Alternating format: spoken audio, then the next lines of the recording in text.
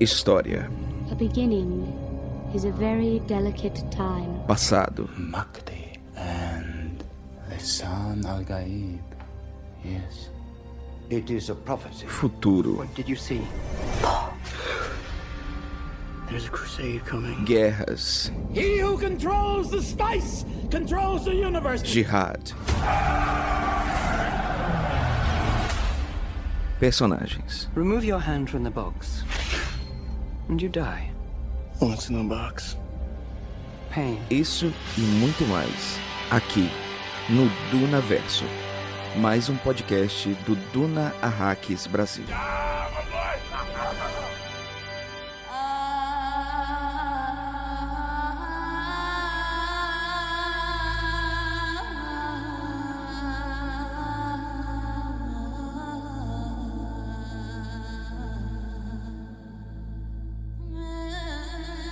Saudações, Fremen, aqui Pascoal Naib. Bem-vindos a Arrakis e bem-vindos ao Dunaverso. O Dunaverso é um podcast do Duna Arrakis Brasil. Diferente do DunaCast, que analisa cada capítulo dos livros da saga Duna, aqui conversamos sobre qualquer assunto que amplie, contextualize ou complemente o entendimento do universo criado por Frank Herbert. Isso mesmo! Aqui temos cafezinho Fremen com muitas opções, expresso, cappuccino, duplo, ou seja, se Deus criou Arrakis para testar os fiéis, que pelo menos seja com ótimas companhias. Então, preciso dos meus convidados especiais. Essa missão no planeta deserto necessita de guerreiros, e Muad'Dib é quem convoca. Longa vida aos guerreiros! Long live the fighters!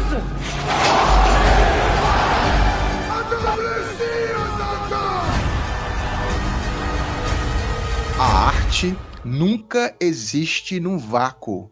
Está sempre inserida no contexto histórico mais amplo e interpretações políticas. O épico de ficção científica de Frank Herbert, Duna de 1965, atualmente adaptado por duas versões cinematográficas em duas partes, exemplifica essa dinâmica. Duna narra a história de uma humanidade dispersa pelas estrelas mais de 10 mil anos no futuro. Centra-se no jovem nobre Paul Atreides, enquanto ele age de acordo com uma profecia para controlar o planeta Arrakis e sua valiosa especiaria Melange, que torna possível a viagem especial com o comando messiânico do povo nativo Fremen de Arrakis. Muito mais do que um conto de aventura, Herbert incorporou ciência ambiental, história, pensamento religioso e filosofia política dos quase 200 livros que consultou para escrever Duna, resultando em um rico livro com comentários sobre síntese religiosa e cultural, baseado em recursos, geopolítica, colonialismo e resistência anticolonial. E esse Dunaverso especial fala sobre Duna e suas influências do Islã. E começo, claro, conversando com o meu parceiro, navegador, editor do DunaCast, Dunaverso, Hildon Oliver. Seja bem-vindo, Hildon Oliver. Rapaz, quero dizer pra vocês que a verdade é o último degrau da sabedoria. E dizer também que hoje eu tô aqui pra aprender, né? Pra ouvir. Eu acho que foi um episódio já muito querido por mim e pelo Pascoal, né? E que honra poder ouvir tantas histórias e entender muito dos mitos que Frank Herbert cria em seu universo. Eles vêm do mundo real. Eu sempre falo que Duna é um livro sobre o ser humano, demasiadamente humano, sobre toda a problemática humana. E Frank Herbert se baseia demais nisso, né, cara, na humanidade. Então a gente precisa entender a verdade da humanidade com sabedoria, com respeito. Então eu tô muito, muito empolgado pro episódio de hoje. Também estou. E olha só, o Hildo falou isso, nós estamos empolgados porque hoje temos um convidado mais que especial. E acredito, viu, Hildo? E espero que ele retorne, pois eu bem sei que esse tema de hoje vai ser tão rico para o debate que a gente vai precisar de outros episódios e outros encontros. Ainda digo mais, Pascoal, vou até utilizar as palavras dele em off, a gente não vai arranhar a superfície, dá para fazer vários episódios sobre, né? E estamos recebendo aqui Mansu Peixoto, que ele é gestor de conteúdo em redes sociais da página História Islâmica, estudante da História e Religião Islâmica, falante de árabe, inglês e espanhol, estudou a religião islâmica e árabe no Egito e continua seus estudos no Brasil. Mansur Peixoto, uma grande honra, seja muito bem-vindo ao Dunaverso, ao DunaCast. A honra é toda minha de estar aqui com vocês. Assim, faz tempo que eu queria participar do DunaCast, porque Duna foi assim, ao contrário de muitas pessoas, né, que geralmente conhecem Duna quando são bem novos e aí tem uma paixão que é desenvolvida, né, por esse universo. Minha história com Duna, ela é uma história muito recente, né? Foi quando eu tava vendo algumas críticas, né? Porque assim, eu pesquiso história do Islã e cultura do Islã como um todo, né? Em diversos aspectos, tanto de atualidades quanto de, enfim, Idade Média, Idade Moderna. E aí eu vi uma crítica havia uma série chamada Duna que ia ser transformada em filme e já nos primeiros trailers se via uma, digamos assim, uma tentativa de apagamento de referências árabes. Eu nunca tinha ouvido falar sobre Duna até então. Então, do nada, eu comecei a pesquisar bastante sobre Duna e, assim, descobri um universo e se tornou, assim, uma grande façanha de pesquisa pra mim até hoje, o mundo de Duna. E aí eu acabei fazendo um vídeo de quase 1 hora aí só sobre as referências islâmicas. É muito, muito, muito bom. Mas eu tenho até algo assim que eu percebo muito, né? Adoro estudar culturas, estudar religião, mito, vem da veia historiador, né?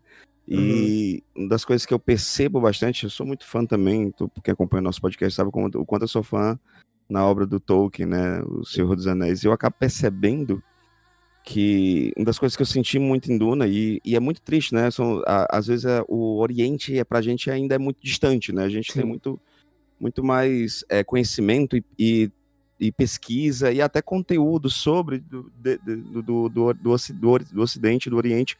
A gente meio que só arranha ali a superfície e eu acabo sentindo que a pessoa que é apaixonada por mitologia nórdica e ama o Senhor dos Anéis parece ser uma contraparte, né? Quem estuda a cultura do Islã, né, acaba vendo muito disso em Duna. Eu tô errado? É uma visão deturpada? Cara, eu acho que assim, quanto mais culturas e mais religiosidades e mais história você estuda, você percebe que não tem exclusivos. Então, por exemplo, se a gente for analisar a obra do Tolkien, se a gente for analisar a obra do Senhor dos Anéis, a gente vai ver que o Tolkien, ele estudou bastante também sobre culturas orientais para poder criar aquele universo. Não estou falando que as referências necessárias ao Oriente lá são positivas. A questão de Runa, a questão de Harad, a questão de todos esses mundos orientais criados pelo Tolkien, até porque a gente tem que entender o autor inserido na época de por que e para quem ele estava escrevendo, né? Mas a gente for analisar o mundo nórdico, os nórdicos viviam em constante contato com o mundo islâmico. Demais. Os nórdicos, né? Demais. Se for pegar nas sagas, você vai ter a referência aos homens azuis, que foram os escravizados do Marrocos, levados pelas como é que se diz, pelas razias do Bjorn, né? O Bjorn Ragnarsson, no Emirado de Nekor, no norte da África. E os nórdicos, eles invadiram Al-Andalus, a Península Ibérica Islâmica, eles combateram contra o reinado, né, do Emir Abdurrahman, que na época governava. Os nórdicos, eles receberam uma visita na Irlanda, de uma delegação árabe, né, que foi com a famosa saga de Al-Ghazal, né, que saiu da Espanha e foi até o norte, e também de Ibn Fadlan, que saiu de Bagdá e foi até o Volga, né, o rio Volga.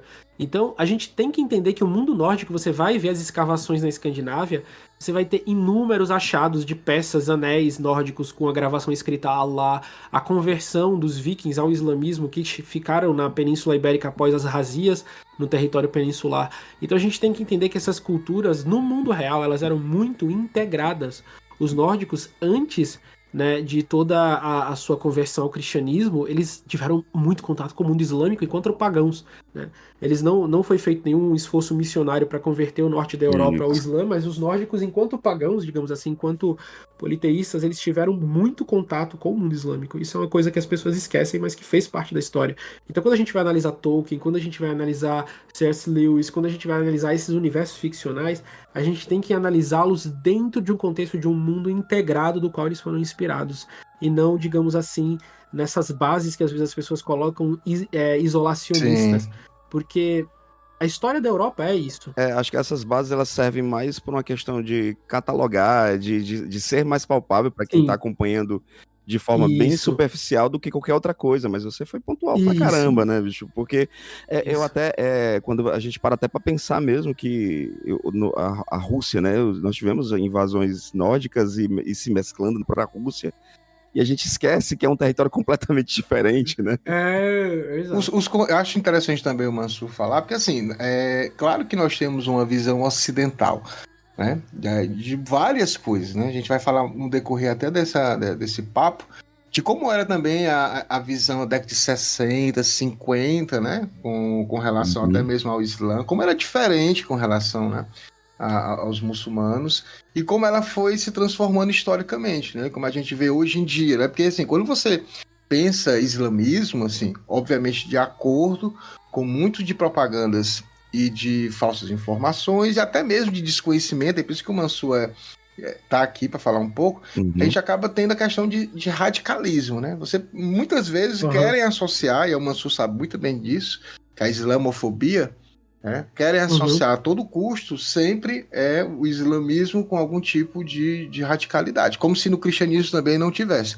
Aí eu queria só que o Mansur falasse só um pouquinho também sobre, a gente, antes de falar um pouco sobre essa questão de Frank Herbert, por que ele se inspirou no Islã, né?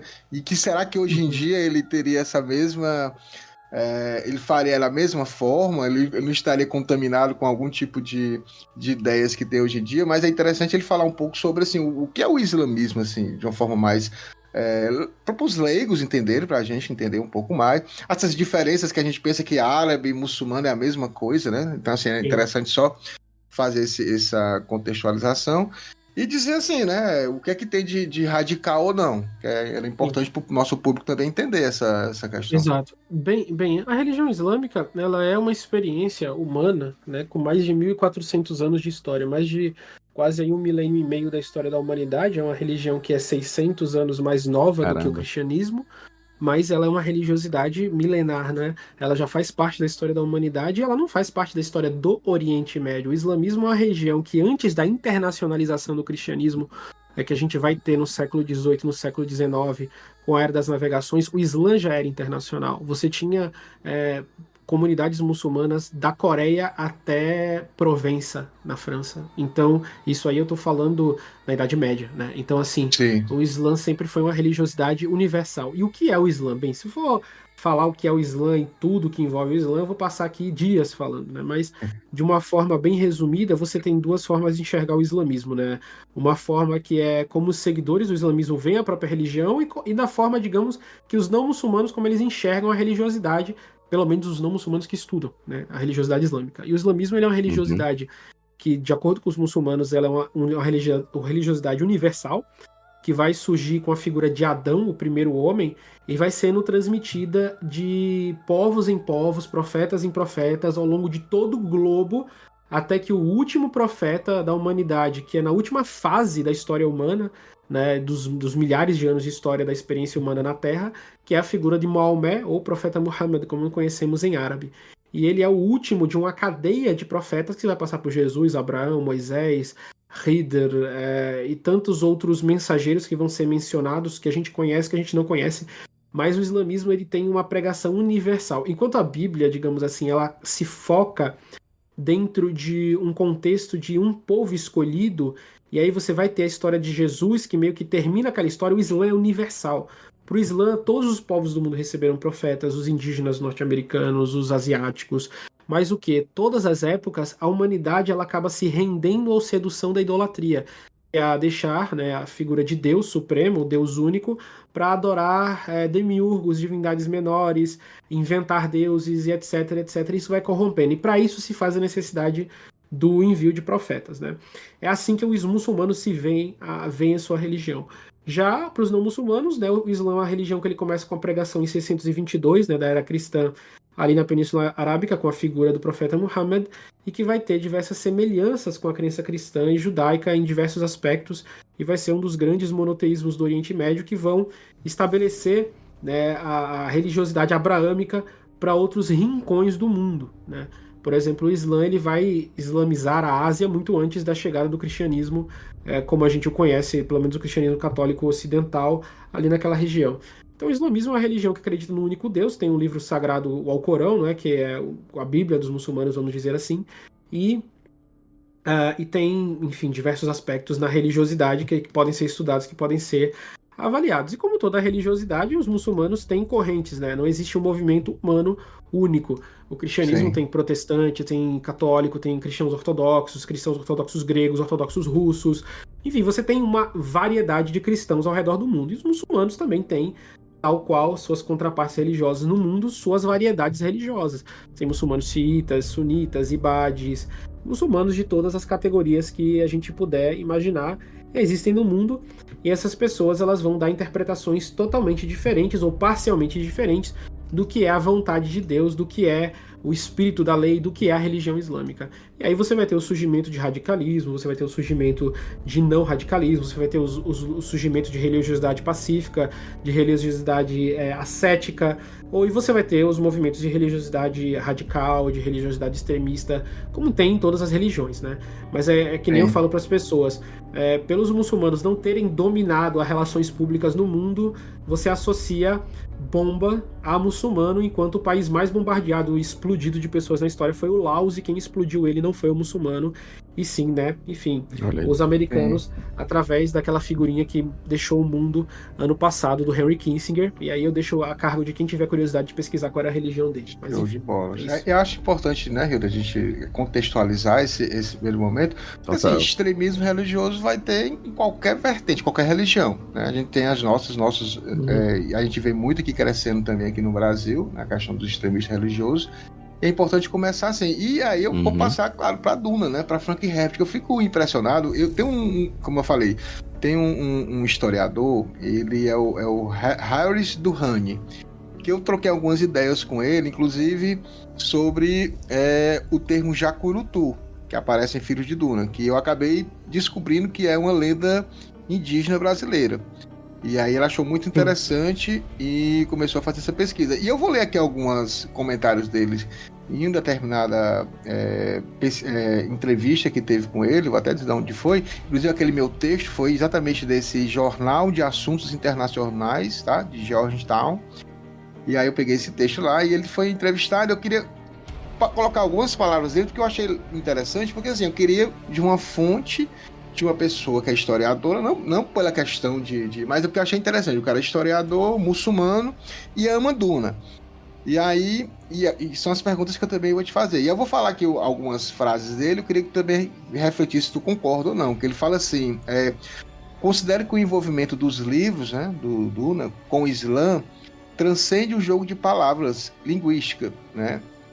Afinal, Herbert era fascinado pela linguística e acreditava que as palavras moldavam o significado substantivo. Aí ele fala assim, Duna não plagia barato as histórias, ideias e práticas muçulmanas, mas se envolve ativamente com elas. Assim, uma das coisas que eu fui logo pesquisar era a questão de como Duna era visto pelo povo muçulmano, né? Ou pela religião muçulmana. Porque assim, tem muita coisa. Aí o Mansur vai começar a falar muita coisa. Então assim, até que ponto isso foi feito de forma respeitosa? A gente sabe que, aí o Mansur pode falar também, que na década de 50, Mansur, não tinha material farto nos Estados Unidos sobre o islamismo e sobre como Frank Herbert conseguiu, que ele não fala só do islamismo, claro, em Duna, mas como ele conseguiu, pelo menos assim, pelo que eu li em alguns locais, claro que ele faz alguns trocadilhos com as palavras, muda alguns sentidos, mas como ele conseguiu ser essa pessoa que não está plagiando as histórias de forma vulgar ou simplesmente tirando de um contexto e colocando no outro para dar uma fantasiada, algo mais bonito na história. Não sei. Como se ele apenas pegasse toda a fé de um povo, né? Toda a questão histórica de um povo. Isso aqui é interessante, eu posso dar uma pitada de sci-fi, de fantasia, né? Como se ele estivesse se apropriando de algo de forma até irresponsável, né? Quando a gente precisa até ter cuidado, né? Não sei a tua opinião sobre isso, é por isso que a gente está aqui conversando para saber. Sim, eu, assim, como leitor de Duna e que conheço o trabalho do Frank Herbert, eu acho que o Frank ele fez um trabalho de pesquisa incrível.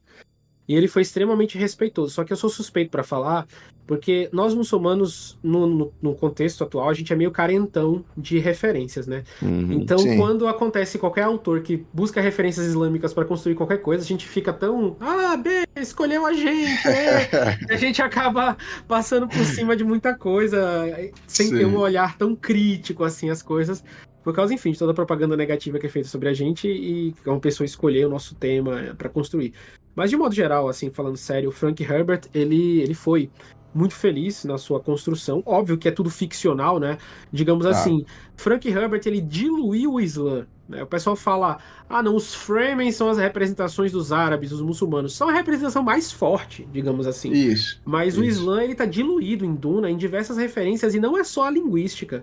Se você for pegar os Banu Tleilax, se você for pegar a construção... Cara, eu tava vendo os Fremen não, os Harkonnen, e lá no meio dos Harkonnen, um livro de linhagens imperiais e reais dos Harkonnen, aí tinha uma referência lá muito, muito forte a um livro dos Al-Ashraf, dos nobres árabes. Então, assim, como eu sou uma pessoa que fala árabe, e eu vou ler Duna...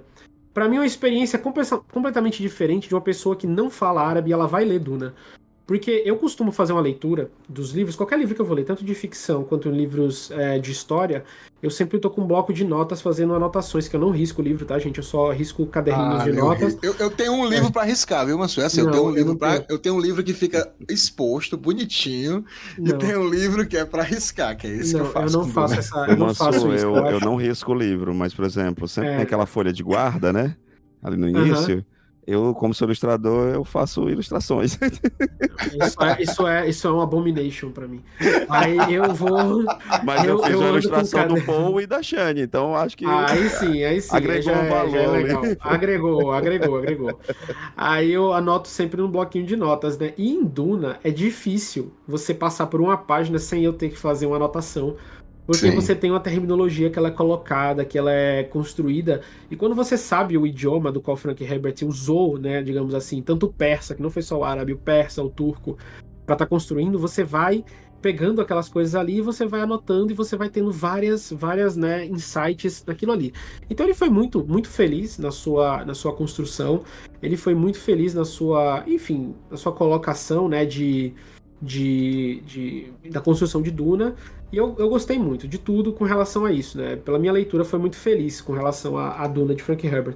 Ele foi respeitoso. Não, eu só queria também uma dúvida que até eu e o Pascoal, a gente, quando saiu do cinema, principalmente, já trazendo agora essa adaptação mais recente, né? Eu e o Pascoal, quando saímos, assim, a gente olhou assim, o filme, ele termina na Guerra Santa de Paul, né? E em nenhum momento... No livro, o Frank Herbert chama de jihad, né?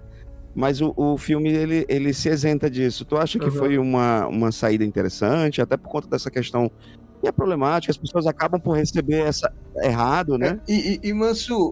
Mansu, eles também tiraram cruzada, né? Porque assim, no primeiro filme, porque assim, no livro fala jihad, fala cruzada, fala guerra santa, mas só que no primeiro filme a gente viu que claramente o jihad foi retirado e colocaram cruzada, e agora eles tiraram cruzada, jihad e botaram guerra santa. Mas a gente sabe... Então assim, vamos a gente tem que entender o seguinte, quando o Frank Herbert ele vai escrever o Duna, ele vai usar essas três linguagens, a gente estava vivendo, digamos assim, nos Estados Unidos, que via no esforço de libertação decolonial de diversos povos uma coisa positiva. A gente tem que entender que na propaganda de guerra americana da Segunda Guerra Mundial, jihad, Alcorão, era tudo coisa positiva, até a Guerra Fria. Rambo colocava a luta dos talibãs como uma luta legítima. O Rambo tá lutando do lado do Osama, cara.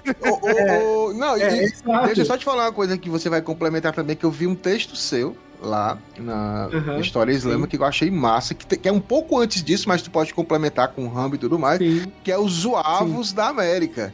Quando os americanos guerreavam com trajes muçulmanos. Exato, com trajes muçulmanos.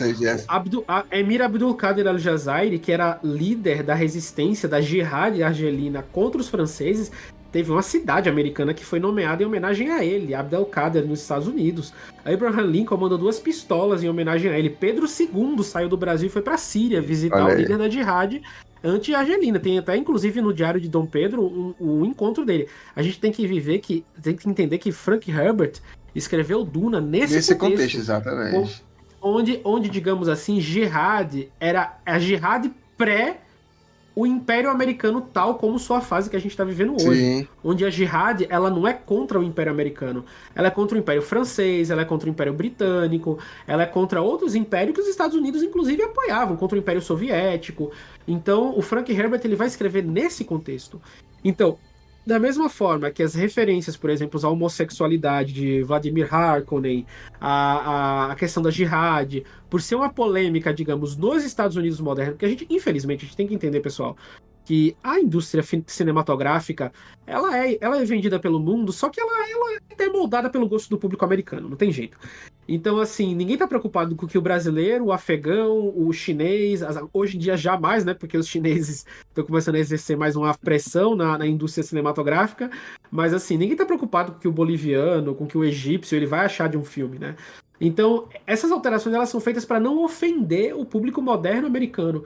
Então, ele foi feita essa retirada, né, porque se eles mostrassem, né, a Jihad como uma coisa positiva, ia ter que explicar que no islamismo, Jihad é uma coisa muito ampla. Sim. Não é você para os infiéis porque eles não seguem a sua religião. Isso é uma caricatura. Sim. Uma caricatura escrota, entendeu? Então, assim, e da mesma forma também não iam colocar de uma forma negativa, porque racismo, digamos, para um público que já está muito mais sensível a essas coisas. Então ficou Guerra Santa. É uma mutilação de Duna? Eu acho que é uma mutilação de Duna. Eu acho que eu sou, assim, uma pessoa muito purista com relação às interpretações, às adaptações. Eu gosto muito das coisas fiéis. Mas, cara, o filme ficou muito bom, velho, pelo amor de Deus. Sim. Olha, eu até pegando ainda esse mote, e aí falando novamente, eu vou citar o Harris de novo no artigo dele, que ele fala assim: concordo, a representação é importante e existe uma maneira pela qual alguém fala do seu próprio ponto de vista, isso não pode ser substituído. Mas acho que, por outro lado, o que adoro em Herbert é que ele simplesmente trabalhou muito, pesquisou. Há cartas onde aparentemente ele menciona amigos semitas e árabes. E ele não parece dizer isso da mesma forma que as pessoas dizem assim: eu tenho um amigo negro, tenho um amigo gay, sim, né? Sim. Que as pessoas falam para poder... Aí ele fala, ele está apenas dizendo isso casualmente. Quando estou lendo os seus livros, mesmo quando tenho problemas, posso dizer que havia alguém ali com ele, alguém estava contando coisas para ele. A representação é importante, mas também é uma questão de ser respeitoso, fazer pesquisas, fazer o trabalho e levar seus personagens a sério. Isso é outra coisa que eu acrescentaria. Há uma tendência de separar o contar de uma boa história da política. Então ele faz isso, né, com os personagens em Duna, né?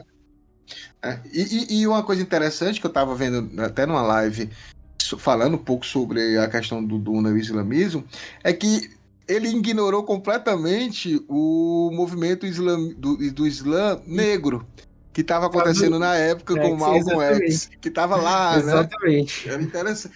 Que também era um movimento, mas entre aspas, né? Porque era um cara que se auto-intitulava um profeta, né? E aí ele pegava aí você me corrija se eu estou errado, ele pegava a questão do Islã, mas não era em si tinha lá os preceitos, mas verdade, era tipo uma Na verdade foi o grupo Nação do Islã, que era na verdade uma seita supremacista negra, só com esse nome, sim, entendeu? Que misturava crenças islâmicas com crenças de cientificismo, com crenças do próprio Elijah Muhammad, que era o fundador do movimento. Exato, o fundador. Exato, não é uma coisa de... Aquilo ali não é Islã, digamos, é uma seita com elementos da crença islâmica, como elementos cristãos, elementos de várias coisas, cientificismo, enfim. Mas é interessante que ele não foi por esse viés. Exato. Fica então parecendo mais uma mescla de conceitos dentro do Islã e vários outros que vão se abraçando ali para criar uma miscelânea que faça sentido para as propostas que eles querem apresentar. Não, né? Na verdade, por exemplo, Nação do Islã, eles acreditam que os brancos são uma raça demoníaca criada por um cientista chamado Yaqub, que era um cientista negro, que ele criou a raça do povo branco para poder... E essa criação acabou se voltando contra os negros, escravizando os negros. Esse era o nível de... Quase um sci-fi, né, bicho? É um sci-fi, É um sci-fi do canal do sci-fi, que eles bem assim, exato, tosco, bem né? tosco. E aí sim, tipo, o Malcolm X, ele vai romper com isso, né, com o pessoal dessa seita, ele vai denunciar, e aí eles vão matá-lo. Né? Morre por isso. Exato, eles vão matá-lo. Morre por mas isso. ele vai conhecer o islamismo, digamos assim, ortodoxo, verdadeiro, ele vai viajar pra Meca. Sim, E aí quando ele volta de Meca, que ele vê o Islã de verdade, que ele vê um monte de gente loira, albanesa, bósnia, branca, sentado com os negros comendo, se abraçando, totalmente diferente de como negros e brancos viviam nos Estados Unidos. Aí ele vai voltar com essa visão modificada, e aí ele vai começar a denunciar o supremacismo racial, ele vai começar a denunciar tudo isso, entendeu? E vai ver no Islã a solução para esses problemas, né? Mas, assim, e o Frank Herbert não pegou essa vertente radical, né? É muito legal essa... Ele acho que teve esse cuidado, sim, né? O que eu percebi do Herbert é que ele se focou muito nas questões decoloniais do Oriente Médio, por exemplo, na luta do povo palestino. Ele pegou ali a questão dos Fedaim, né? Que os palestinos que criaram os Fedaim. Exato. Eles criaram os Fedaim, né? Que eram os lutadores, né? Que eram guerrilheiros. Então, assim, você tem ali... O Frank Herbert, cara, ele leu Ibn Khaldun, cara. Ele leu Ibn Khaldun. Quando você vai fazer uma análise dele, ele vai falar que um dos livros dos Framing era o Kitab al-Ibar, o livro dos exemplos, que foi um dos livros que foi escrito por Ibn Khaldun. E o Ibn Khaldun, na época de Herbert, ele vai influenciar Duna, ele vai influenciar Ronald Reagan, presidente americano, e ele vai influenciar Arthur Laffer, que era o economista do governo Reagan. Os três, Herbert, Ronald Reagan e Arthur Laffer, eles vão mencionar Ibn Khaldun explicitamente. A curva de Laffer, na verdade, ele não é de Laffer, ela é a curva de Ibn Khaldun. Então, assim, ele fez um estudo numa época onde o islamismo ele era estudado com muita paixão, pelo menos em alguns círculos intelectuais nos Estados Unidos, entendeu?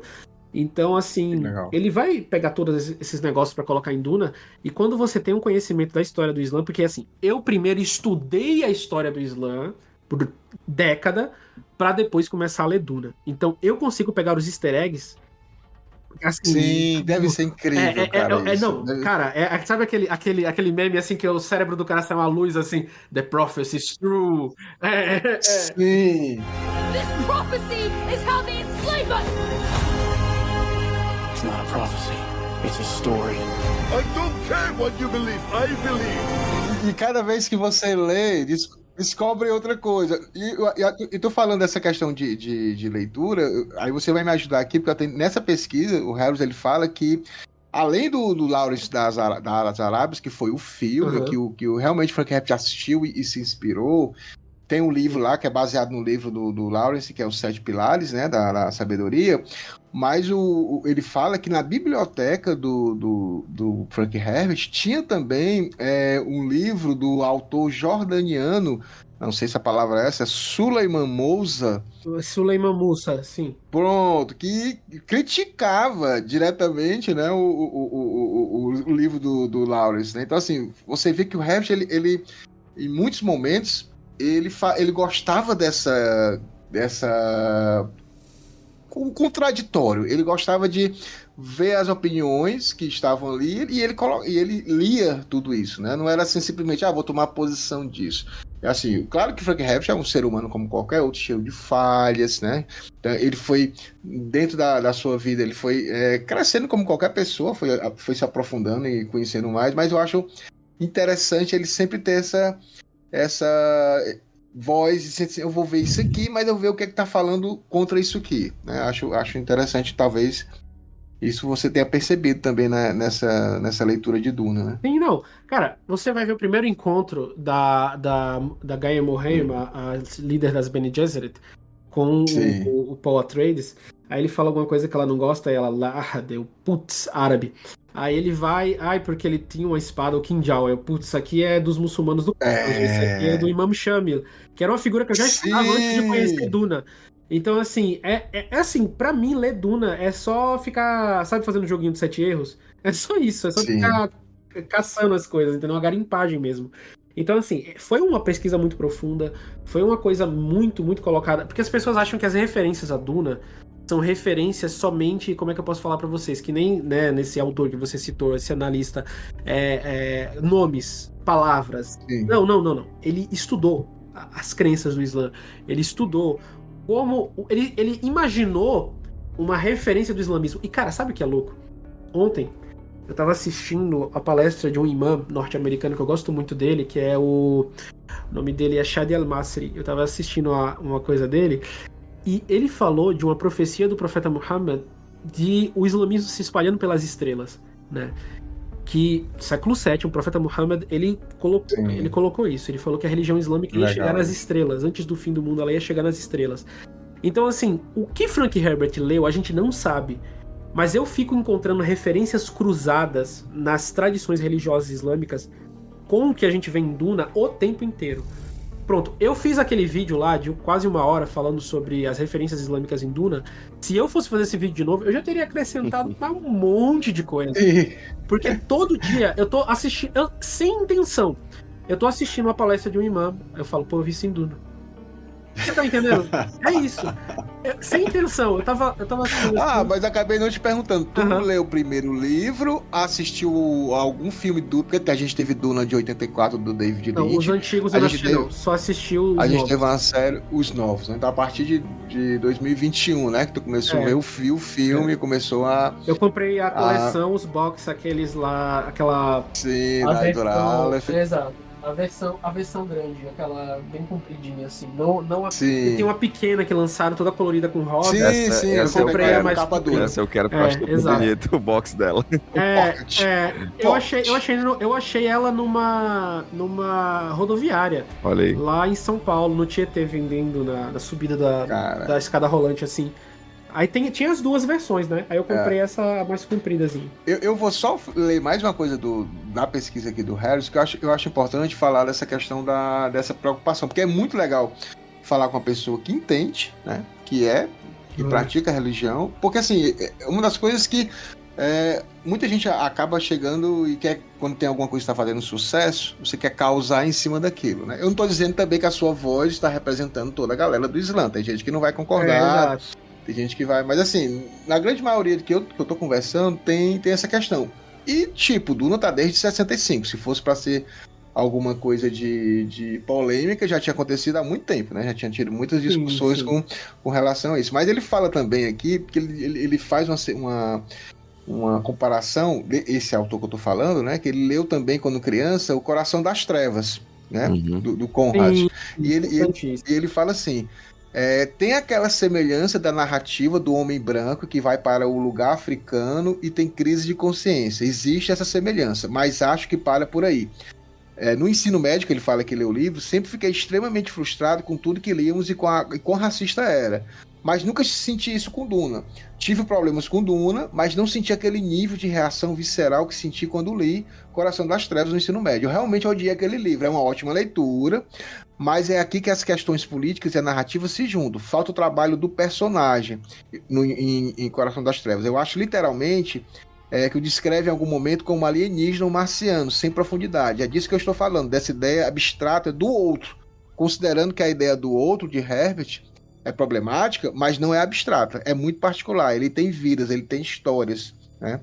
Então acho interessante ele falar isso também, sobre essa questão do Herbert não colocar assim como o Hildon falou, né, Hilda? Vamos colocar aqui um personagem aqui muçulmano, que tem religião tal, para compor aqui esse quadro que vai ficar legal.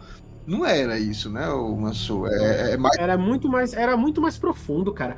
Cara, você tem noção, assim, que tem o xiismo, aí o xiismo tem o ismaelismo, e Herbert estudou isso aí pra criar coisas em Duna. Você tá entendendo? Ele não pegou, fez um personagem de turbante, um cara moreno, assim, que chega com a espada curva. Sim. Não, ele estudou pra caramba as coisas. Ele foi a fundo. Ele estudou a história do Islã. Vocês têm que entender que é o seguinte, o Mahdi, Lisan al-Ghaib, todas importante. Vamos falar dessas frases que estão agora era justamente Não, já Vamos me lá, chamaram. vai lá, Rio. Já me Tem de chamaram gente, de né, Lissandra gritando Gaib. Luciano Algaíbe, Mardi.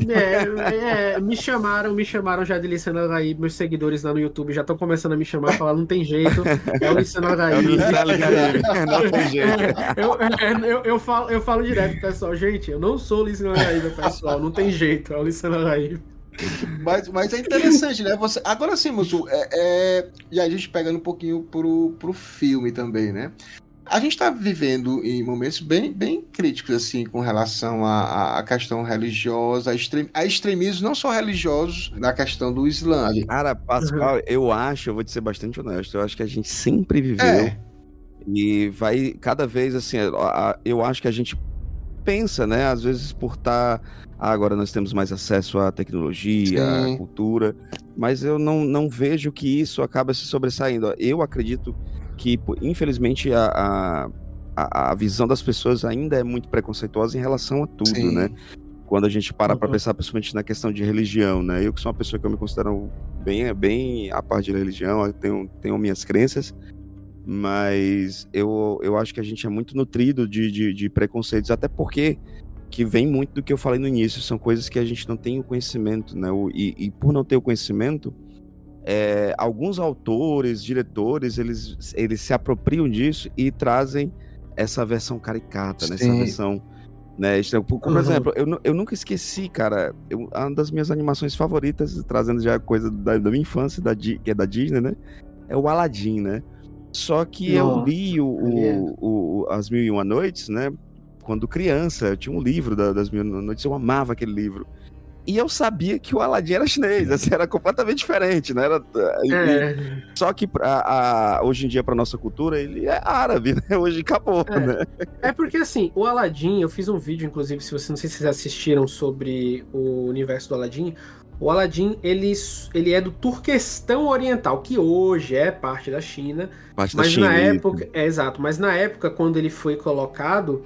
Ele não era. Ele era um reino independente. Até os anos 30, o Turquestão era um país independente, que era um país muçulmano, né?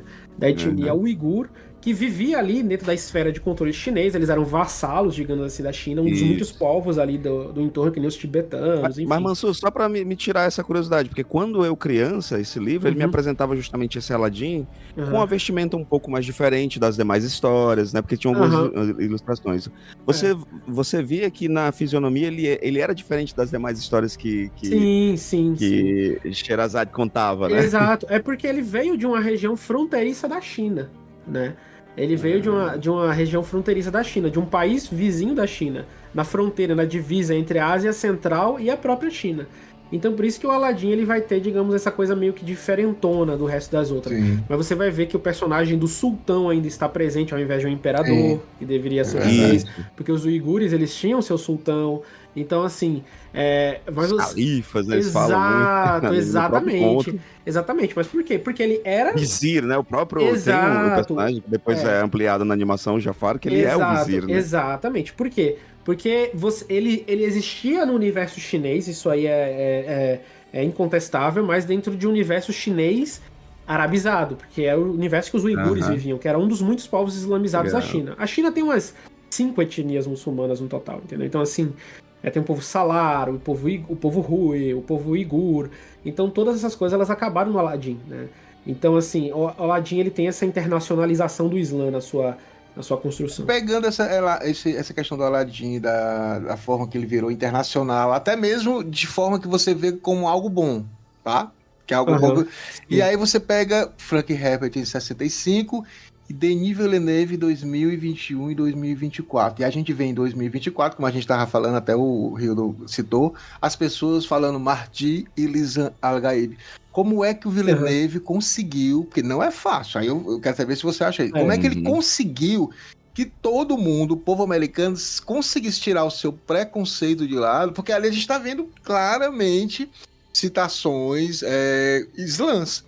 Como é que o povo abraçou isso? Não, eu ainda digo mais, eu ainda vou agregar um pouquinho mais. Eu vou agregar que ele conseguiu trazer sabe, a imagem, o imaginário, né? Eu posso estar enganado pela questão do conhecimento, mas por exemplo, naquele momento em que eles estão no meio de uma assembleia que é praticamente um rito religioso ali, né? Sim, uma shura dentro do Islã. Aquilo aí existe realmente na religião islâmica. Pois é, e você vê que o próprio Stilgar, né, ele tá ali fazendo as suas orações, num movimento que remete muito. E Sim. Eu lembro que algumas pessoas, e eu me incluo nesse lugar, que sempre que alguém falava ia atrapalhar, né? Disse assim, não, gente, aí é um rito religioso, não pode, sabe?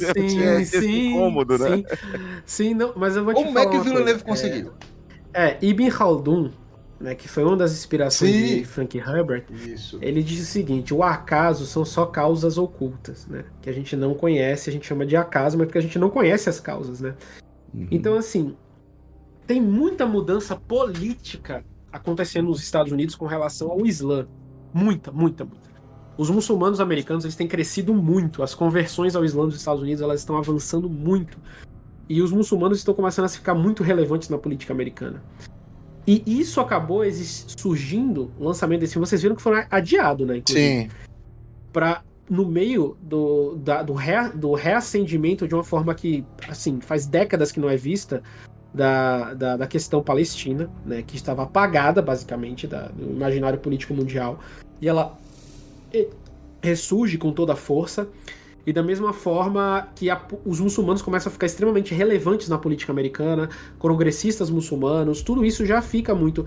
Então eu acredito que Duna, ele vem com essa adaptação do Villeneuve com uma mudança também na visão que o povo americano... Cara, eu não vejo isso como positivo, tá?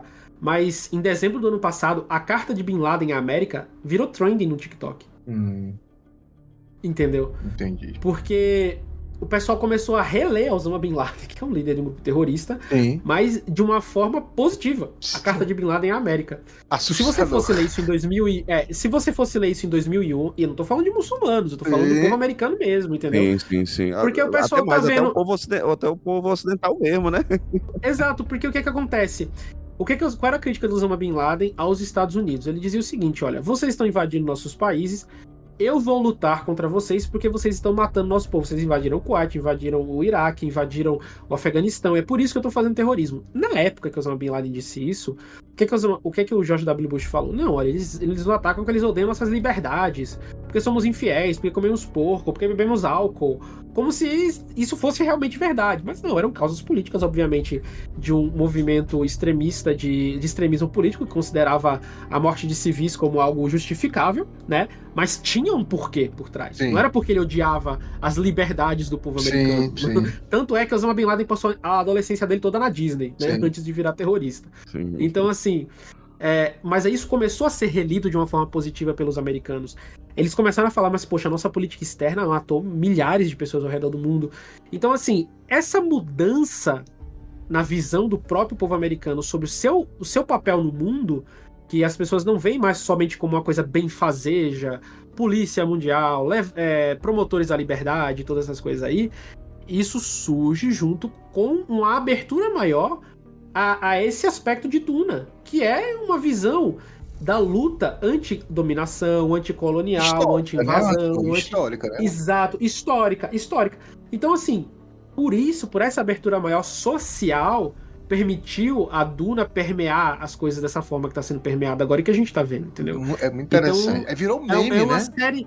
Exato, é uma confluência de fatores. E, cara, eu acompanho o TikTok americano, eu acompanho o TikTok internacional, o TikTok do mundo árabe, que é onde hoje a juventude, digamos, coisa do jovem hoje em dia é o TikTok.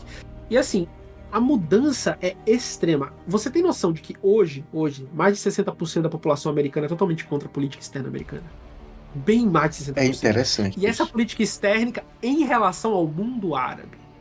Você tá entendendo? Sim. As manifestações pró-Palestina na Europa foram imensas. Nos Estados Unidos, imensas. Isso é inimaginável, com nível de controle. Você tem noção, assim, que nos Estados Unidos existem algumas cidades, e isso é um fato, tá, gente? Que se a pessoa, ela expressar opiniões contra o Estado de Israel, em caso de furacão, ela não recebe ajuda do governo. Interessante, não, né? Por causa do AIPAC, entendeu? Então, assim, num país que tem esse nível de controle, você se manifestar a favor da Palestina, você se manifestar a favor dos palestinos, Então, assim, Duna ela vem ressurgir E tu nesse acha que foi contexto. positivo pro Islã? Também assim, no sentido de tentar fazer... Eu acho muito positivo, porque olha só, uma novela que me afetou negativamente durante boa parte da minha vida foi Imagina. o Clone, né? O Clone me afetou muito negativamente ao longo da minha vida. Eu imagino, bicho. Tipo assim, A gente fica pensando que, cara, é um exemplo do povo árabe muito errado, né? Cara, eu me lembro quando eu fui registrar meu primeiro filho, né? Quando ele nasceu. Aí eu fui lá todo feliz, eu que fiz o parto da minha esposa e tal. Olha que legal. Aí eu fui Caramba. doula, né? Meu filho nasceu no meu colo. Então, assim, eu todo sujo de sangue, fui lá e tal, todo, né? Que lindo, Com minhas bicho. roupas islâmicas lá fazer o registro de nascido vivo. Aí eu lá todo feliz, tinha passado a madrugada inteira, minha esposa teve muitas horas de trabalho de parto. Aí eu cheguei lá e fui lá registrar o nome do meu filho, né? Aí eu coloquei lá o nome do meu filho, Salim e tal, menino, nascido vivo. Aí a mulher pegou e falou, nossa, que bom, né, cara? Que nasceu um menino, né? Porque quando nasce uma menina, vocês ficam tão tristes, né? Vocês... Aí, tipo assim... Mas onde é que ela aprendeu isso? Isso é uma cena do Clone, cara. No Clone tem uma Globo, cena de né, parto, cara. No Clone tem uma cena de parto, onde a mulher fica o tempo todo perguntando se é menina, é a mulher, ai, vai nascer uma menina. Ai, não, vai nascer um menino. Tipo, elas ficam discutindo na hora que a mulher tá parindo, tá entendendo? A mãe parindo com outra mulher. Então, assim, esse é o nível da cagada da senhora Glória Pérez, mas até nisso aí teve coisa positiva. Muitos brasileiros passaram a ter um interesse para pesquisar o Islã através do Clone. Você vai ter momentos que você vai ter uma debate entre a visão do Islã do tio Ali com a visão do Islã do tio Abdul. Ela vai mostrar a diversidade de uma forma muito feia, mas ela vai mostrar a diversidade do mundo islâmico. Então, assim, né? Mas... então assim, como a representação, veja só, como a representação que eu tenho aqui é Glória Pérez, o que Frank Herbert fez foi simplesmente positivo. A adaptação cinematográfica de agora, hiper positiva. Eu fui inclusive sair quando estreou, fui assistir quando estreou com a minha esposa no cinema, então assim, foi maravilhoso. Eu saí de lá, eu só não gostei das traduções nas legendas, tá? Porque teve uma hora que ela falou a Bila Kaif, ela botou uma tradução que não tinha nada a ver. Amém. Eu olhei assim, foi que nem um anime que eu vi, uma oração budista, o cara lá rezando Nossa Senhora. Não, eu acho que assim, às vezes é tão preguiçoso o trabalho, né? Porque, o que é mais próximo que o público já bota um amém aí que tá de boas. E tem como você colocar outras coisas, né? Tem como você colocar outras formas, né? Mas às vezes você vai pro lugar comum, né? Exatamente. Uma pergunta, né? A gente tá falando de Duna, e Duna a gente sabe que o Herbert ele faz uma contextualização, a gente tem que sempre colocar, e você falou isso, é muito interessante, a contextualização histórica. Frank Herbert é um cara de uma época, década de 50, mas ele pegou ali a crise econômica dos Estados Unidos. Ele era um cara que a família dele era toda uma vertente socialista. Ele se afasta disso. Ele era republicano. E aí, com o tempo, ele vai... apoiou o Ronald Reagan, apoiou o Ronald Reagan e tudo mais. Mas ao mesmo tempo que ele começa quando ele vai entrando nessas entranhas da política americana, mais ele começa a se afastar disso.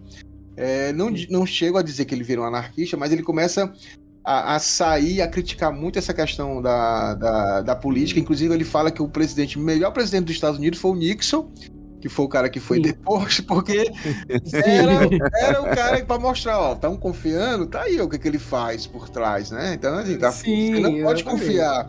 E ele, cara, quase que ele era... Se tivesse hoje internet como tem hoje em dia, ele iria ser linchado na internet, porque ele achava o mais perigoso o Kennedy, que era adorado. Ele achava perigosíssimo, porque ele era contra a guerra do Vietnã, e ele via que... E o cara era um democrata e tudo mais, mas ele dizia, cara, esse cara é perigoso demais, porque ele tem um carisma e ele tem essa situação. Isso. E aí eu quero colocar a questão do Muad'Dib, né? E Herbert, ele fala muito disso, né, Pascoal? Sobre os líderes carismáticos que conseguem...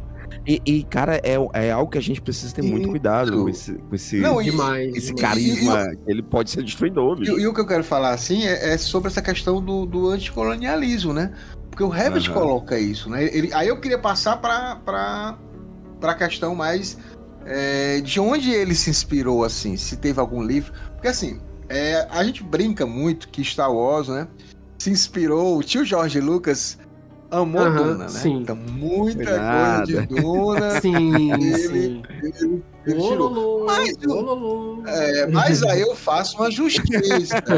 O tio Frank Herbert também, descaradamente, aí tem um texto muito legal, que é a história secreta de Duna, Will Collins, que ele fala que o tio Frank Herbert, ele se inspirou demais no livro da Leslie Branch, Sabres do Paraíso. Que é Sabres do Paraíso. Mas não foi pouca coisa, não. Ele tirou literalmente palavras, contexto. Inclusive, eu consegui o livro. Eu não li o inglês, mas consegui dar uma traduzida. Cara, tem coisas aqui do livro, Ansu, que é, assim, tudo que tem lá. E aí eu queria também que tu colocasse... Não há nada de novo sobre o Ololô, meu amigo.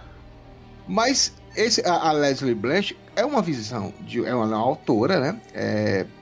Eu não sei se era inglesa, mas ela, tipo, tinha uma visão romantizada também. Muito que tinha na década de 50 e 60 era uma visão romantizada do Oriente Médio, né? Com relação a várias... Não existia ainda essa questão de atentados, que o pessoal fala hoje em dia.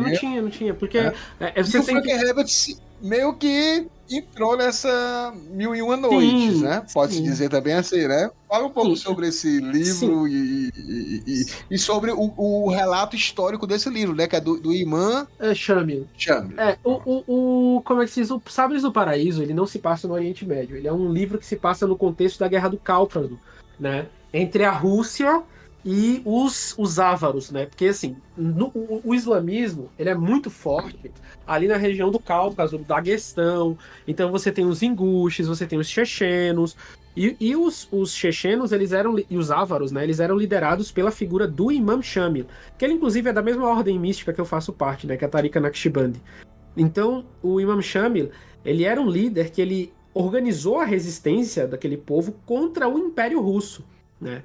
Então, ele era um líder tribal, né, religioso, espiritual, um místico sufi, né, como muitos que existiam na época dele. Você vai ter na Líbia... Pode explicar o que é sufismo para a galera também? Sufismo é uma ciência mística do islamismo sunita, né? E essa ciência ela é desenvolvida através de escolas do pensamento místico, e essas escolas são as tarikas. Então você tem a Shadiliya, você tem a Arifaia e você tem a Naqshbandiya, que era do Imam Shamil, né? E essas escolas, elas lidam com o aprimoramento do pessoal do muçulmano, da fé interna do muçulmano, o autocontrole, a meditação, a respiração, todas essas coisas. Isso é tudo lidado nos aspectos sufis da religião islâmica, né? Do islamismo sunita. Então você vai ter os sufis Mavlev, que nem aqueles que ficam girando lá da Turquia, que tem aquela meditação do giro. O sufismo, exato. O sufismo ele é universal no mundo islâmico inteiro, né? Apesar de, assim, ser uma tradição criticada pelos wahhabistas, que são uma tradição religiosa moderna, né? Literalista, que surgiu no século XVIII, mas enfim, você vai ter o sufismo enquanto um elemento indissociável da religião islâmica universal, né? Todos os países muçulmanos do mundo vão ter suas tradições sufis, né? Em maior ou menor grau. Então, o Imam Shamil, ele foi um desses líderes, né? Porque na época você tinha o surgimento de todas as lideranças sufis. Você teve o Mahdi do Sudão, o movimento mahdista, né? Que literalmente o cara, ele se dizia o Mahdi, aí sim, não tinha jeito, ele era o Lisan al-Gaib, que foi o Mahdi do Sudão, né, na África. Na Líbia também, na África do Norte, você teve a figura do Omar al-Mukhtar, que lutou contra os italianos, do que eu já mencionei anteriormente, que é meu Deus do céu, o Abdul Qadir al-Jazairi, que lutou contra os franceses e contra os russos, né, porque tinham vários impérios europeus invadindo o mundo islâmico ao mesmo tempo.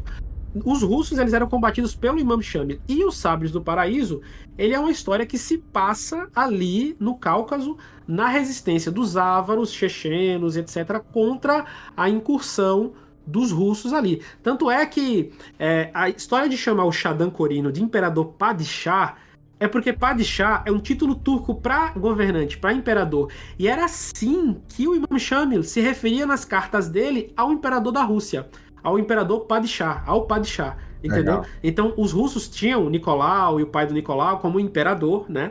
Só que para o povo que eles estavam combatendo, ele não era o imperador, ele era o Padishah, entendeu? Padishah. Entendeu? Então, não, assim, eu vou ler aqui um texto do livro aqui, aí tu vai... E eu vou dizer como é incrível.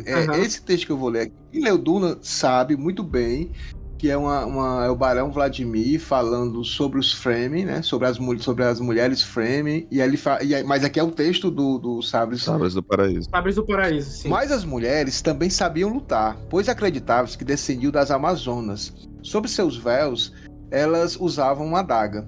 Quando os habitantes foram sitiados pelo exército invasor russo em 1837, as mulheres lutaram ao lado dos homens. Quando a munição acabou, eles atiraram pedras nas tropas que se aproximavam. Quando não havia mais pedras, os homens se atiraram para a morte nas baionetas abaixo. E quando os homens se foram, as mulheres lançaram seus filhos como projéteis vivos e saltaram atrás deles. Tal era a sua resistência desesperada. Isso aqui é Você vê isso no livro Duna, quando é retratado o povo Fremen, né, pela parte dos dominadores. Né? Eles vão falando, cara, são loucos, as mulheres jogam seus filhos. E uma outra coisa que tem aqui, vou deixar você falar depois disso, que ele fala, vingança ou Kenley. Foi muitas vezes perseguido por 3 ou 4 gerações, dizimando famílias inteiras, até que não restasse mais ninguém. Uma casa só era considerada pobre, apenas lamentável, quando não havia ninguém apto. E, claro, vou falar aqui, puxa a sardinha pro meu lado, porque eu adotei o Naib ou Neib há muito tempo atrás, por causa de Duna, e ele fala, essas campanhas, as guerras Murid, assim que fala, Murid receberam... Murid, sabe o que é Murid? Murid é o seguidor, o discípulo de um Sheikh Sufi, ele é chamado de Murid. Aí ele fala, essas campanhas, as guerras Murid, receberam o nome dos guerreiros de Shamli, os membros das tribos muçulmanas, que ele fez com o exército, né?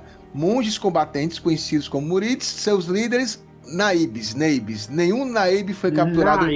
Naib. Nenhum Naib foi capturado vivo, e é exatamente a descrição no dicionário lá de Duna, que o Naib nunca é capturado vivo, ele sempre luta até a morte, que é o chefe do Sith. Sim. E aí é muita coisa, né? Não, cara, é só. Você tá vendo? Você me citou um parágrafo, 3 referências eu já tirei daí, entendeu? É muito. Um parágrafo. O que já. E em detalhe, tirou 3 referências em um parágrafo e ainda acabou de desconfigurar completamente no Pascoal que ele não é mais Naib, ele é Naib. Isso é difícil.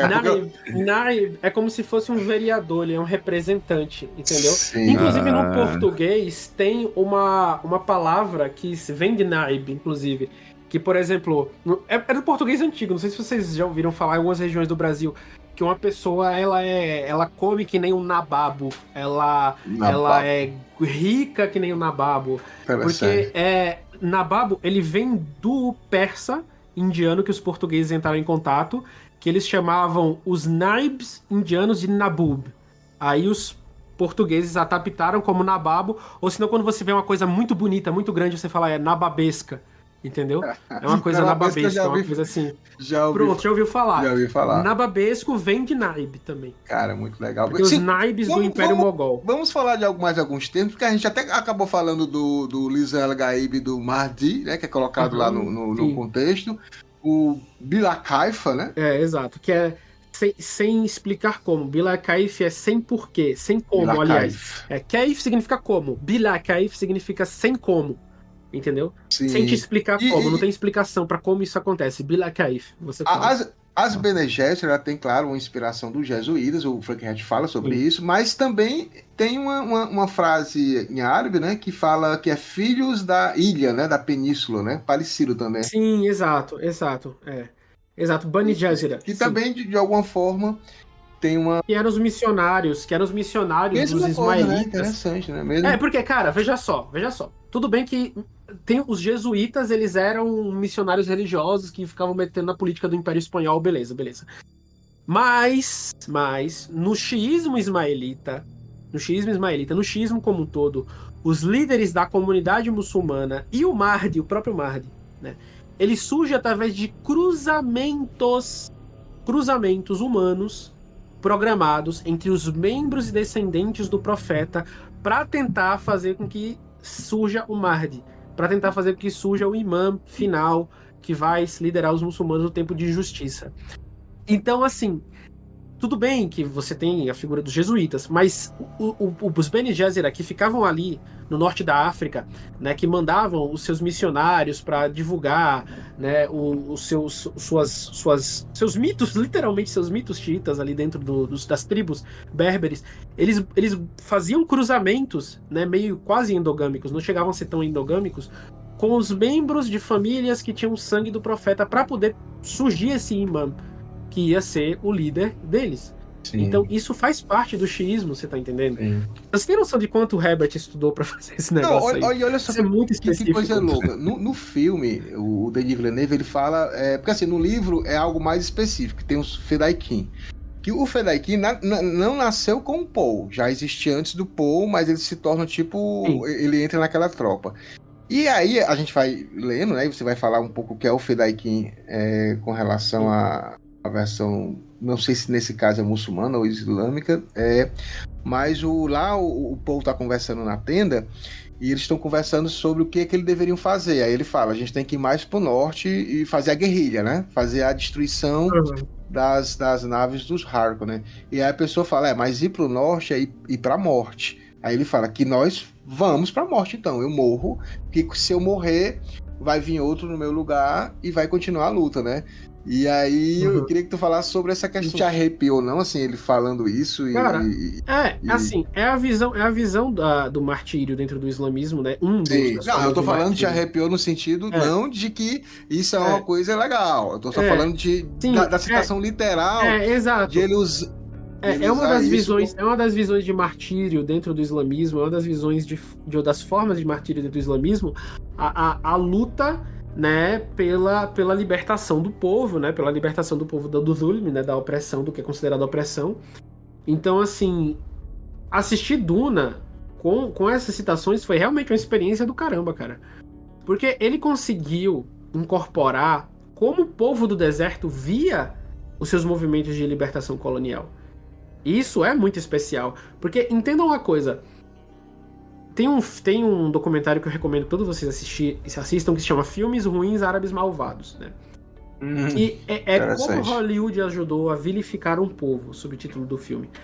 Porque todo movimento de resistência, todo movimento de recusa muçulmana, da presença de pessoas estrangeiras governando seus assuntos em todos os níveis. E, cara, vocês têm que entender que, olha, o Império Mongol, ele invadia lugares. O Império Britânico, ou francês, etc., quando eles invadiam lugares, eles alteravam a estrutura social de uma forma inimaginável. Era como se literalmente um apocalipse tivesse chegado naquela sociedade. Porque não é que eles depunham as elites locais e a forma como as pessoas se governavam. Tudo, a moda tinha que mudar, a língua tinha que mudar, o estilo de comer tinha que mudar, a música tinha que mudar, tudo tinha que mudar. Tudo que fosse da sua cultura. Brasil. É o maior exemplo. É o maior exemplo. O Brasil sentiu isso também. Tudo da sua cultura tudo da sua cultura é nocivo. Você tá entendendo? Tudo, absolutamente, todo aspecto da sua cultura é nocivo. Você se veste mal, você se fala mal, sua pele é feia, tudo é feio em você, né? Então, quando essas pessoas elas vão se revoltar, a revolta delas, e obviamente essas pessoas elas são seres humanos, elas vão cometer todo tipo de abuso no meio da revolta. Elas vão se revoltar e sempre essa revolta ela vai ser apresentada da forma mais escrota e caricata possível. Eles só são dementes, eles só são bobos, eles só são burros, eles só são fanáticos, etc. O que o Frank Herbert colocou, né, e o que a recente apresentação de Duna conseguiu capturar muito bem, foi o desejo pela libertação de uma forma muito racional.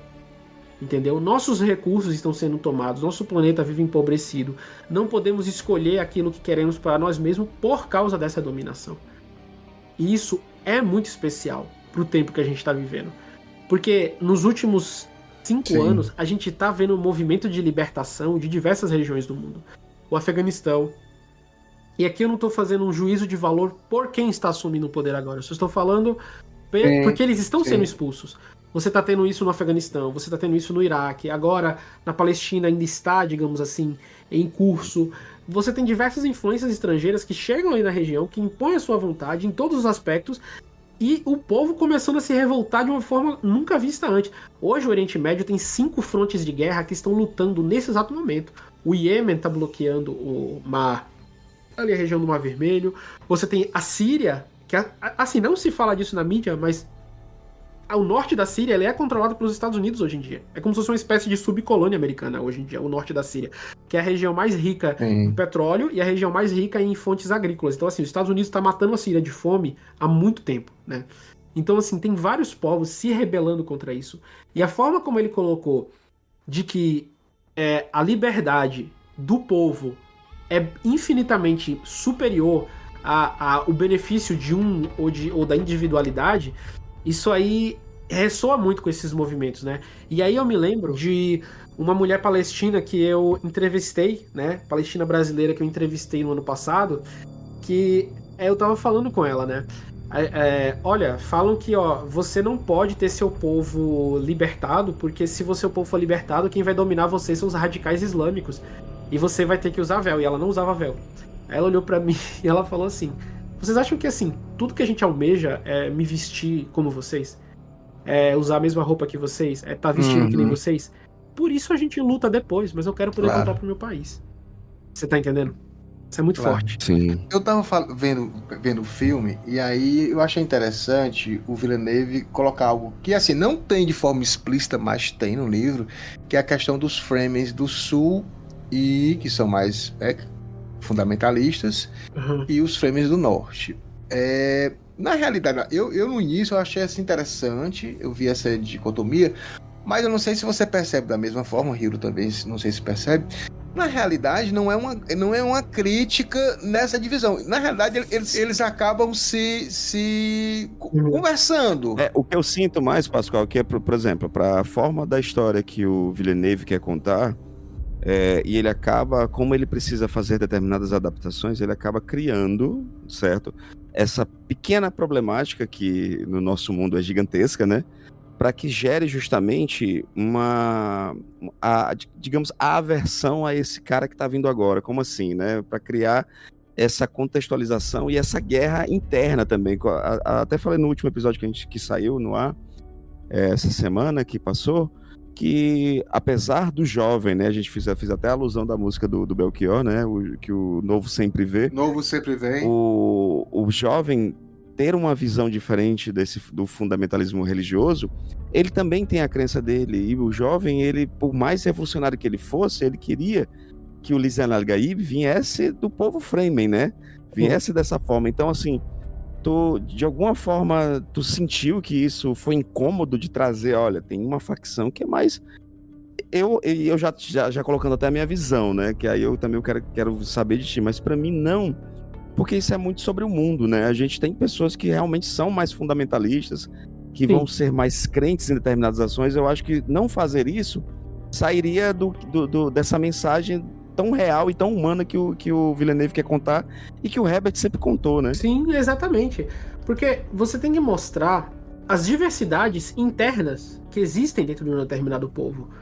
Então, a diferença entre os Fremen do Sul e os Fremen do Norte, com os Fremen do Sul sendo um pouco mais crédulos e os Fremen do Sul sendo um pouco mais, enfim, mais céticos, e aí você tem toda essa disputa, né, entre pessoas.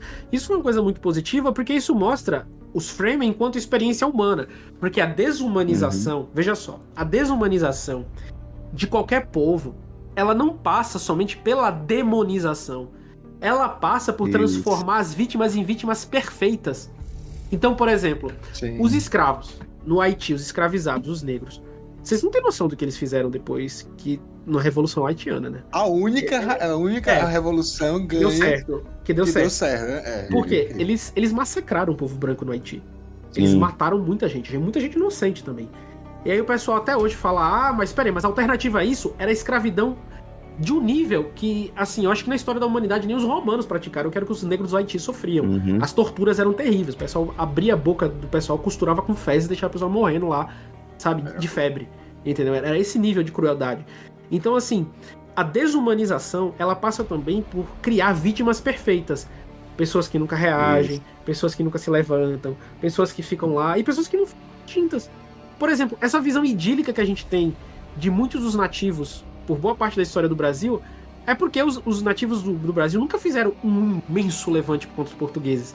Eles foram sendo absolvidos, integrados, guerrearam alguns, mas eram absolvidos, integrados, e aí pronto. E aí a gente tem aquela memória indica, era um povo tão bom, era um povo tão fofinho e tal, mas e os astecas? Sim. Ninguém fala isso dos astecas. E não tô falando só do aspecto. Não tô falando só do aspecto Toda cultura tem seu lado sombrio, né? Exato. Toda cultura tem seu lado sombrio. Exato. Eu não tô falando do aspecto da ritualística. Da ritualística do sacrifício humano. O que eu tô falando é, ninguém fala isso dos astecas porque eles resistiram até o último momento aos espanhóis. Entendeu? Uhum. Ninguém fala isso, sei lá, dos irlandeses. Você se fudeu Exato, muito. antes de conseguir. Ninguém fala isso dos irlandeses. Os irlandeses estavam lutando até os anos 80, 90 contra os ingleses, entendeu? Ninguém fala dos irlandeses enquanto vítimas perfeitas. Então, essa desumanização, ela passa por construir a vítima perfeita, que nenhum ser humano é assim. Você não é uma vítima perfeita. Isso. Até uma vítima... tem vários casos de vítimas de abuso sexual que elas passaram 20, 30 anos na vida sendo abusadas e uma hora elas foram lá e mataram o abusador. Entendeu? Então, assim, isso passa também por essa construção do Herbert de construir os Fremen como vítimas da ocupação do Império, mas vítimas humanas. Sim. E, como tais, precisam apresentar as características reais de vítimas humanas, que não é só eles ficam lá sofrendo, chorando e você vai compor um aonde quando eles deixaram de existir. Então. Cara. E por isso que pra mim é tão interessante que você coloque também toda a problemática humana, né? De que tem gente que vai ter uma crença maior, tem gente que vai brigar mais, tem gente que vai aceitar, tem gente que vai gritar, é o Lisan al-Gaib, não tem jeito. Exatamente. Uma coisa que eu falei aqui também, né? Sobre a questão da religiosidade, né? Porque muita gente pode pensar, porque assim, a gente viu que em Duna é criada uma profecia. As Bene Gesserit criam, elas são missionárias que vão em várias partes do mundo e implantam as suas lendas religiosas. E aí vários povos vão pegando aquilo ali e incorporando no seu dia a dia. Eu acho interessante o em Duna, do Frank Herbert, que eu acho importante também falar, e eu falei até isso, é que a gente também não pode, com isso, achar e subestimar, como você está falando, um povo. Porque às vezes, quando a pessoa assiste o filme, pode dar a entender que os Fremen são inocentes e foram iludidos por uma profecia em que eles incorporaram de forma passiva, sem nenhum tipo de interação, ou de mudança, ou de movimentação, de sincretismo, né? As pessoas até criticam um pouco esse termo, porque a religião em si, ela nunca fica estática, ela vai se mudando. Então, assim, o Frank Herbert, ele pontua isso no livro, e no filme o Villeneuve fala de forma não tão direta, e às vezes as pessoas podem confundir, mas os Fremen em nenhum momento foram vítimas culturais ou religiosas de algo maior.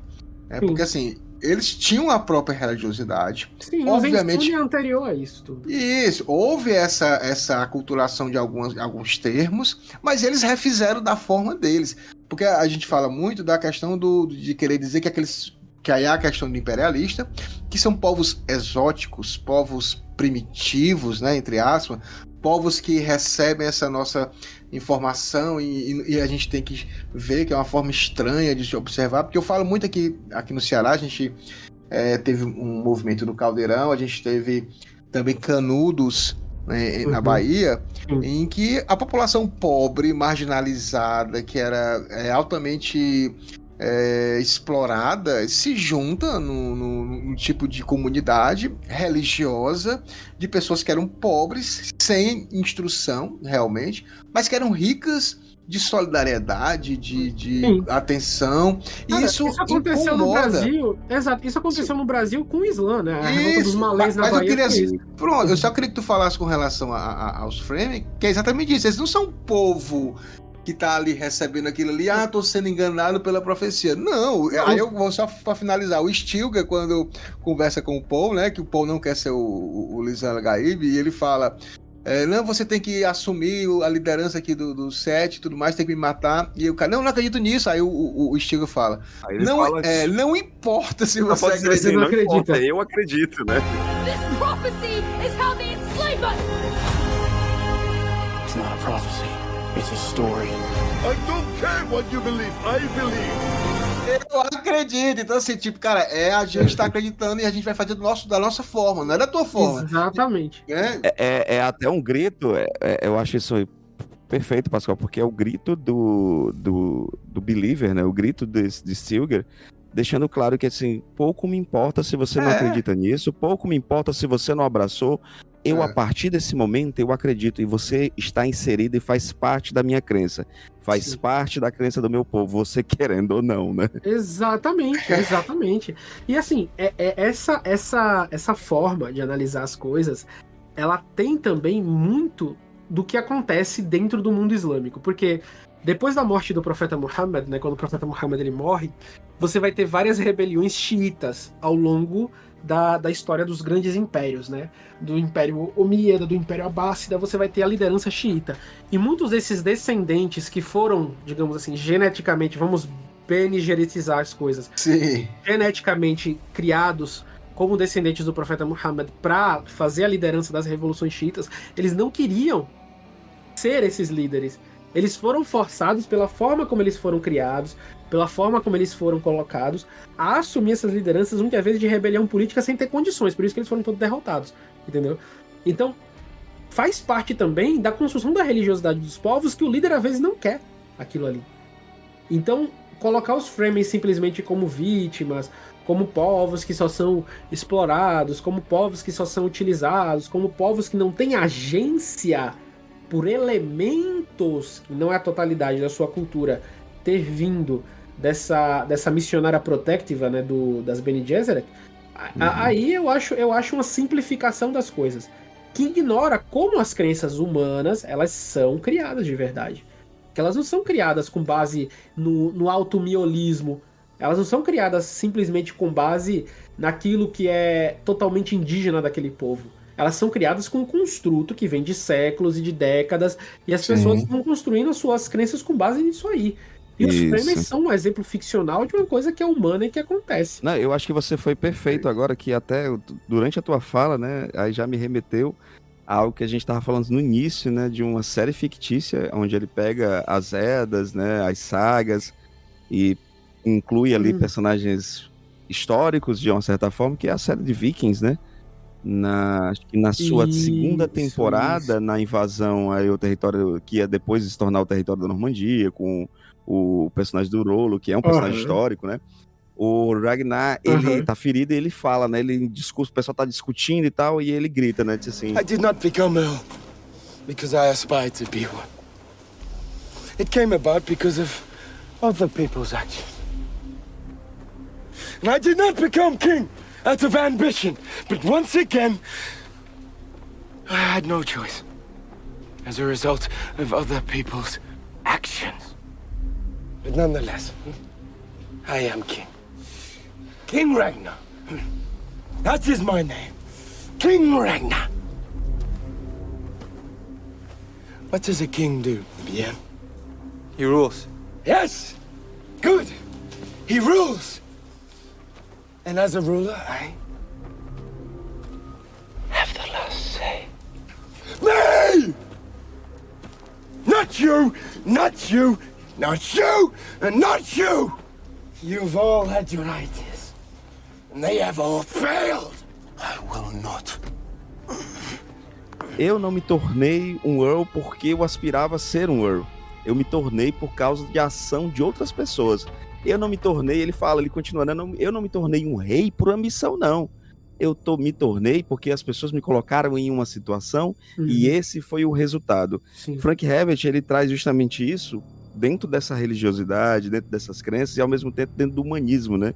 A gente às vezes é colocado nessas situações. Sim. A fala de Stilgar, para mim, é primordiosa porque naquele momento ele abraça toda a religiosidade dele, e poderosíssima a fala dele, ele grita, ele tá ferido e ele grita, não importa. Sim. E ele fala assim, cara, não importa, a partir desse momento você é Elis Al-Gaib porque o meu povo acredita. Sim. Então é muito da humanidade, né, de trazer essa divindade, de trazer essa santidade para um personagem completamente humano, né? Sim, exatamente. E também porque, assim, a gente precisa entender que as noções que a gente tem de santidade não são sempre cristãs, por exemplo. Não. Porque qual é a figura do Messias dentro do cristianismo? É Deus encarnado na Terra em toda a sua perfeição na figura de Jesus Cristo. Mas isso é só no cristianismo. No judaísmo não é assim, no Islã não é assim. Sim. Entendeu?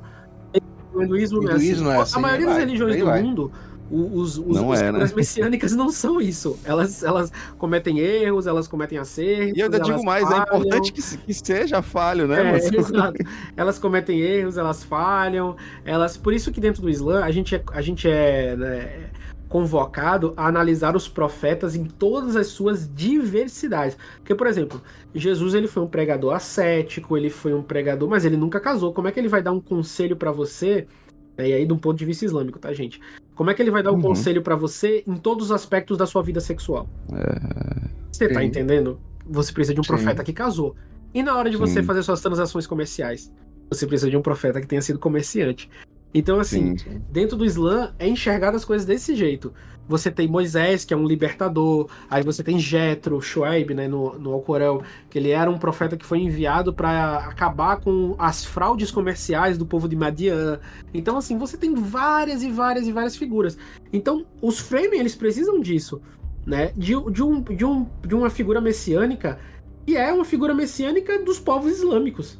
Não é uma figura messiânica perfeita, ele não é um deus encarnado. Paul Atreides, ele não é o Shai Hulud que virou Mantis, é o filho dele que vai fazer isso. Mas assim, ele não é o Shai Hulud que vai virar gente, né?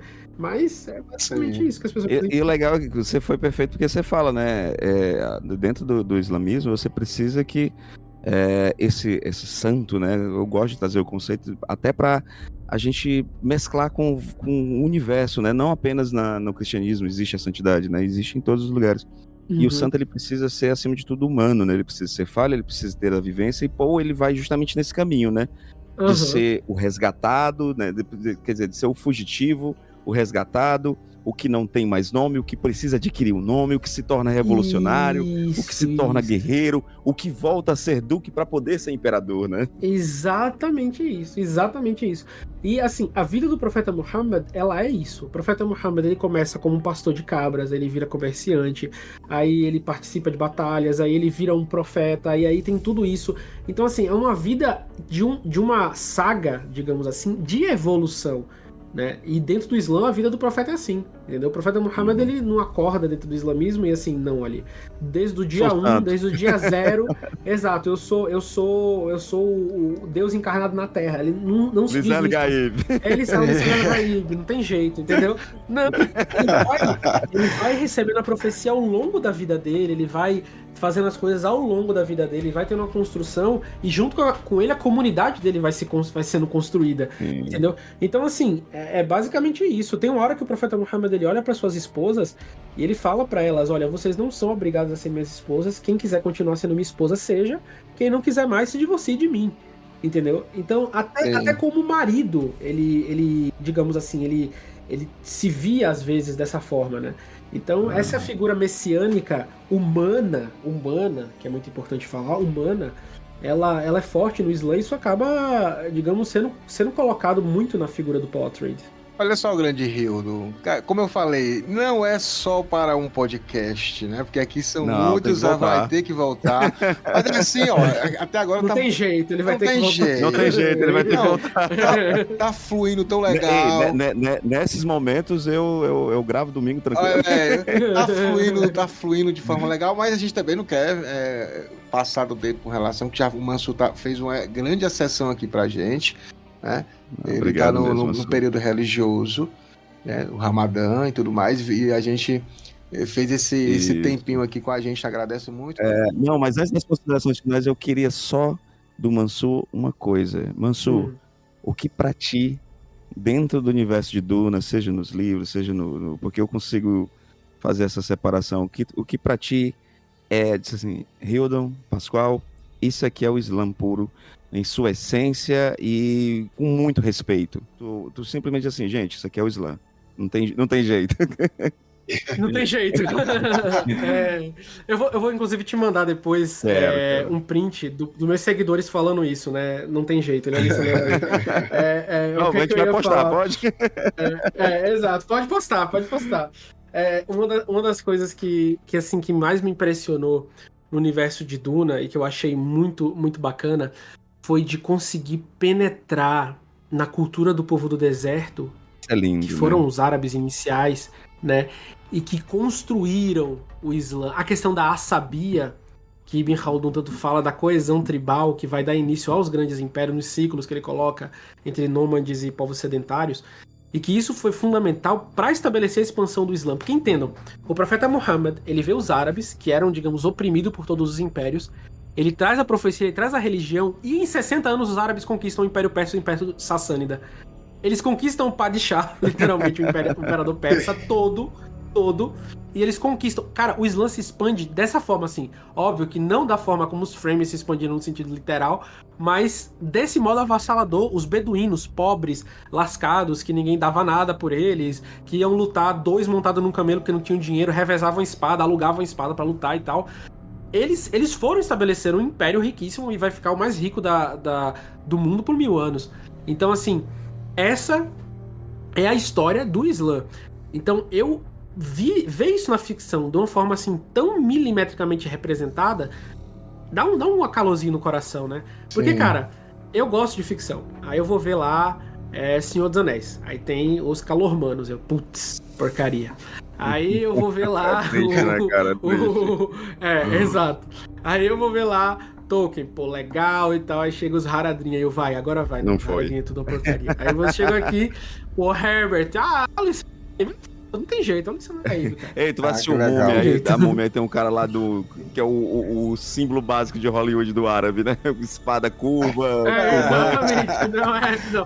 Cara, Indiana Jones é isso também, o cara dá um tiro no cara que tá fazendo toda aquela... Essa espada curva é ridícula, porque a maioria da história essa não é espada árabe, essa é espada turca. Olha aí.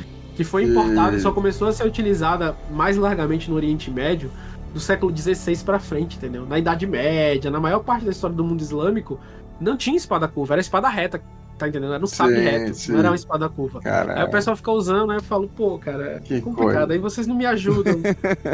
Então vamos lá, vamos então para as nossas considerações finais, infelizmente, mas vamos lá.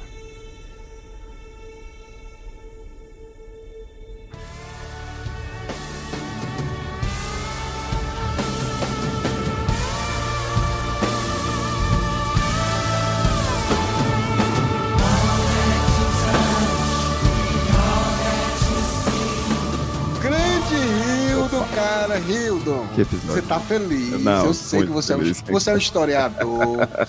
Você gosta de aprender. A gente já aprendeu muito com o Mansur. Faça suas considerações finais, por favor, Hildon. Cara, assim, vocês vão ouvir o episódio, vão ver que em vários momentos eu me silenciei, porque realmente eu tava ali o aluno, né? O aluno que tem que aproveitar esses momentos, inclusive foram momentos incríveis. Porque nós somos apaixonados pela obra do Frank Herbert, né? E uma das coisas que eu sempre falo, eu até me repito muito. Existem 2 coisas que eu falo muito dentro da obra do Herbert, que é sobre esse ciclo da violência, né? Sobre quebrar ou não quebrar o ciclo da violência, e como uma das coisas que mais me impacta no universo do Herbert é que ele conta a história de seres humanos. Humano, demasiadamente humano. O cara vai lá com... Sabe, tem uma jihad boteriana, tem, sabe, personagens fantásticos, naves espaciais, mas no final das contas é sobre a humanidade.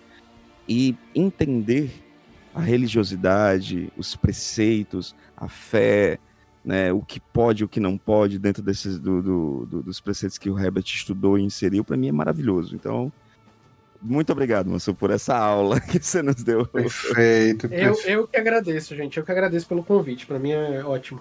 Hildon, e eu fiquei muito mesmo demais, cara. Feliz, honrado com o Mansur. Ele sabe disso. Ano passado a gente tentou muito, eu já tinha falado com ele, né? E acabou não voltando. Talvez ele tenha até pensado que esse pessoal é meio... não quer conversa, não. Chama e depois não aparece. Povo desorganizado. Mas a gente teve alguns probleminhas de saúde, mas tranquilo, coisa assim, nada grave. E também acabou o Pascoal assumindo a direção da escola. Exato, mudança de emprego, aí ficou meio punk e a gente não conseguiu organizar esses convidados especiais. Mas eu queria agradecer demais aqui a tua presença. Antes de ser as suas considerações finais, eu quero falar a minha, porque para mim foi muito importante esse episódio.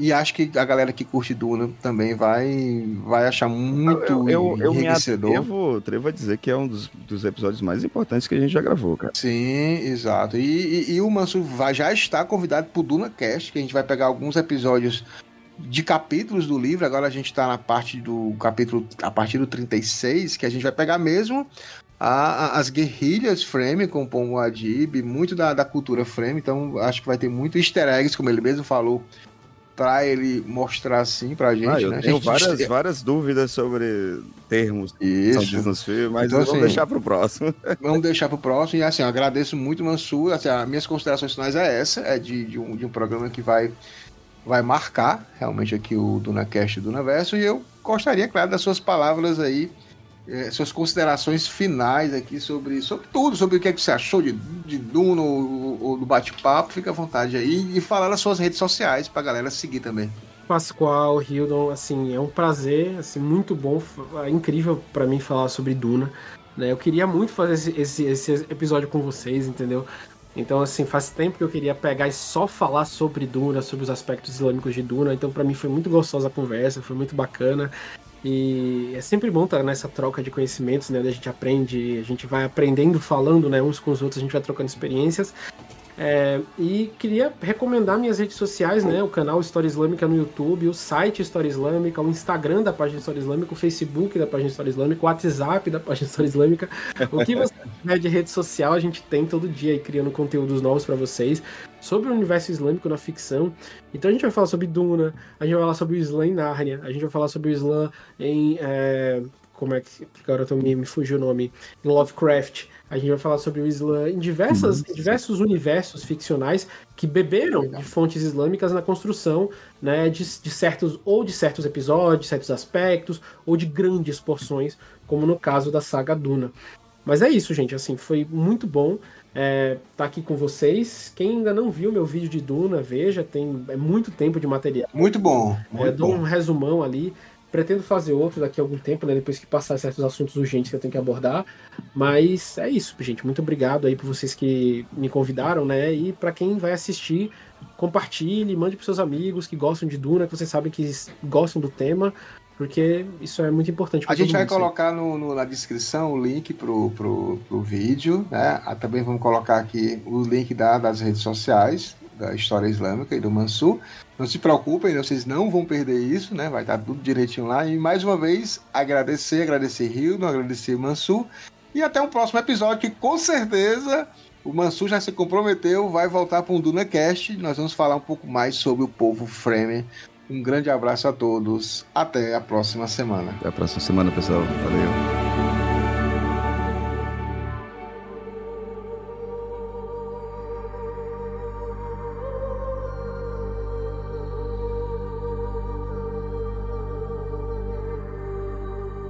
Não terei medo. O medo mata a mente. O medo é a pequena morte que leva à aniquilação total. Enfrentarei meu medo. Permitirei que passe por cima e através de mim. E, quando tiver passado, voltarei o olho interior para ver o seu rastro. Onde o medo não estiver mais, nada haverá. Somente eu restarei. Esse podcast é editado por Radiola Mecânica. radiolamecânica@gmail.com